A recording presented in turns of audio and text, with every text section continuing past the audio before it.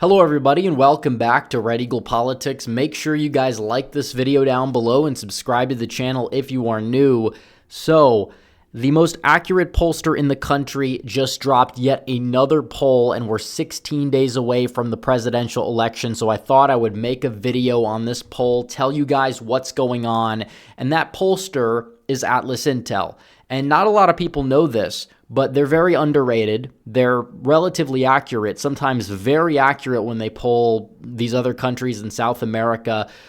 There's no real agenda, as it seems, and you can see that based on their data when they've released these polls. In 2020, the average in the polling aggregate was about Biden +7 to Biden +8, depending on which aggregate you looked at. But AtlasIntel only had Biden winning the popular vote by 4.7%. He ended up winning the popular vote by 4.5%, maybe a hair under. So you look at that, and already out of the gate, you can tell that they have an accurate track record as a pollster in this country. And then the midterms, when you had the national polling a little bit more on the mark, the state polls in some cases were way off, but they're individual races. But the one poll they did conduct nationally was the generic ballot, and they had Republicans winning it by 3.1%. The aggregate had it at around 2.5%. The final tally was 2.8%. So you can see that they overestimated the Republicans that time, but only by 0.3%. So you see what's going on. And this was an old tweet of mine where I said their last poll is an outlier. They have a new poll, and it's not really that much of an outlier because it's more in line with several other polls we've seen.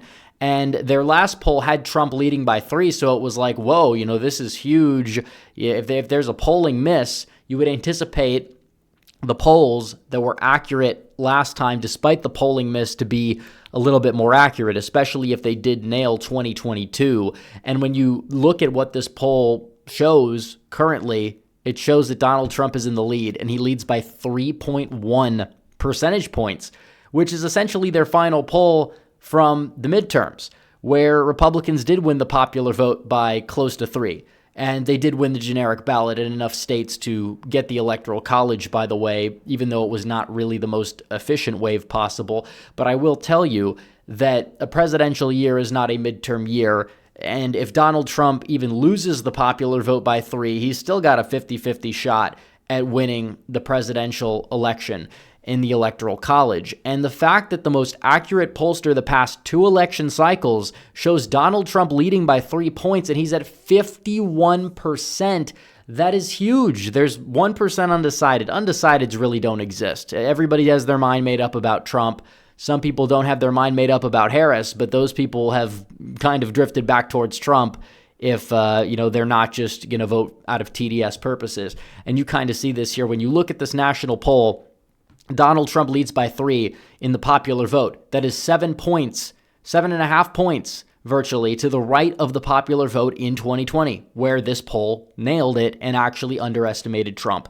You are seeing things now that we just have not seen before, and we see it across the board. And does that mean Trump's going to win the popular vote by 3? I don't know, but I'm coming around to the notion that a Trump popular vote victory is extraordinarily possible. I'm not ready to say probable, but I'm ready to say that he's got a decent shot, and it would not surprise me one bit if he went out there in about 16 days and won the national popular vote, especially as he's doing a lot better in places like Florida, New York, possibly even California, turning a corner in a place like Texas. But also, yeah, that does carry over a little bit to a lot of these swing states. New York City and some of those suburbs there are similar to certain suburbs in places like Bucks County, Pennsylvania. You have upstate, somewhat similar in some parts to, northern Pennsylvania, especially northeastern Pennsylvania. When you look at it, it's on a gradient. If Donald Trump is winning that popular vote at all, there's virtually zero shot that Kamala Harris is going to win the Electoral College. Now, you might say, well, what about their state polls? Because their state polls are a little bit of a different story, and that's true. But the state polls have, been more inaccurate in the past. They're still in the ballpark, and they don't really show Harris leading a lot of these swing states by much. You talk about a little bit of a polling miss. North Carolina in their previous round, they had it like at a I don't know, it was ridiculous. They had Harris up by like 4. Now they have Harris up by 1-2. But when you open it up to the full field, Trump leads, or it's like 50-50. And then he leads in Arizona, he leads in Nevada, leads in Wisconsin, leads in Michigan by over 3, Pennsylvania by over 3. And, you know, it's one of those throw them in the aggregate type of things. But you talk about a polling miss of 1 to 2 points in some of these polls in favor of Trump in some states, and maybe the other states it goes the other way, because a lot of these states are going to end up voting very similar to each other with little variation. And when you look at that early voting data out of North Carolina, it is beautiful for Republicans. Democrats completely just, if they're being honest with themselves, would realize at a minimum they're in a whole lot of trouble unless a lot of people who have never voted on an election day before show up in droves on election day and vote for Kamala Harris, which, you know, the jury's still out on that if that's even going to happen. And when it comes down to the national average, let's talk about that, because Donald Trump, and this poll's now in it, Donald Trump in 2016, this day in history, Hillary led by 6.5 points. You round it up at 7. Biden led by 9 points in 2020. 9 points on October 19, 2020. Where are the polls right now? In the popular vote, Harris leads by 1.2. That's a jump ball. Given the fact that the polls in 2016 underestimated Trump by about, 1.1% nationally, you apply even just a polling error like that, which it's not a guarantee, but it's very possible and probable that the polls underestimate Trump to a degree nationally. The question will be by how much compared to the final aggregate. It's very likely that he ends up leading the popular vote nationwide. And we see this in more and more polling. You look at AtlasIntel, that's not the only pollster showing this. You have Rasmussen, they're showing Trump +2, but they're not the only one. Fox News, which is not a right-leaning pollster, and its track record is just as bad in many cases, sometimes worse, than these mainstream media polls from outlets who do not like Donald Trump at all. So you look at that and it's like, okay, you have mainstream media polling, they're showing a jump ball. TIPP was another pollster that was extremely accurate. What do they show today? A week ago they had Harris up by 3 to 4. Now they're correcting their course. Now it's Harris +1. Emerson, Harris +1. And she's not hitting 50 in the aggregate.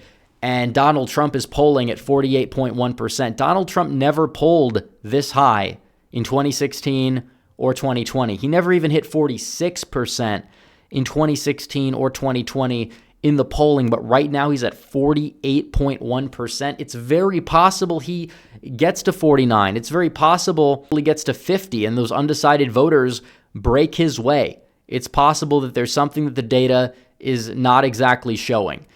Given the fundamentals, it would check out that if there were to be a polling miss, it should favor Trump. And when you look at the Gallup Party ID aggregated from, the Q3 of an election year, going all the way back into the 1980s, it's been very accurate in most cases. The cases it hasn't been accurate, it's underestimated Republicans, but they're showing like an R+2, R+3 electorate nationwide.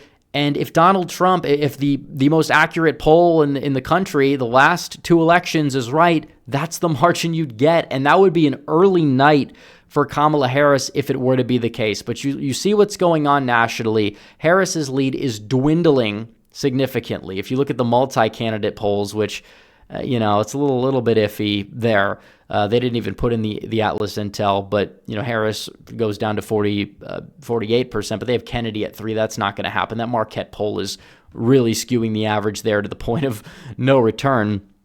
But even then, you have polls that fell out of it, like Quinnipiac, and, NBC News is still there. They had Trump leading the full field, but the head-to-head polls, that's probably a little bit more indicative. If anything, Harris probably would lose support given the Green Party being the most prominent third party this year that's going to be receiving votes. And Jill Stein, we'll see how well she does. She's really just a protest vote, and we know that.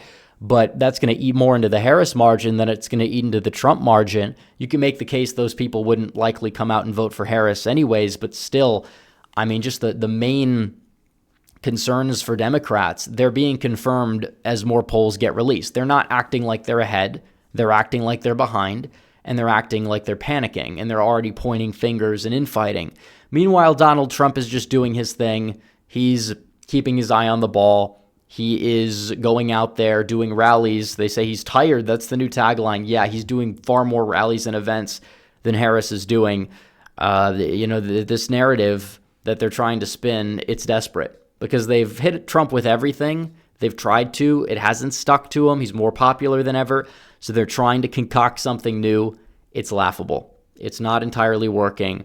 And at the end of the day, which is only 16 days from now, we're going to have a winner. And every single day, Donald Trump's chances go up. And the more polls we see like AtlasIntel that drop, even polls we see out of Emerson, TIPP, even some outlets not friendly to Trump, even in the current aggregate of polling, are moving towards him. They're moving in his direction. He has the wind at his back. So we need to keep doing what we're doing, not take our foot off the gas, and then he's going to end up prevailing at the rate things are going. Of course, it's going to be close and people need to get out and vote regardless. It's not a done deal, but Harris is really, really running out of a strategy, and she's kind of flopping around all over the place. And the more she does that, the less she's really appealing to the very few undecided voters at this stage in the game. And Donald Trump is able to use his record as the upper hand, and it's being reflected in the polling as well as the early data. So we'll see what happens, guys. But anyways, make sure you like this video down below, comment down below, subscribe to the channel, hit the bell for notifications so you never miss another video. Follow me on social media. The links are all in the description down below, and I will see you guys in the next one. Red Eagle, out.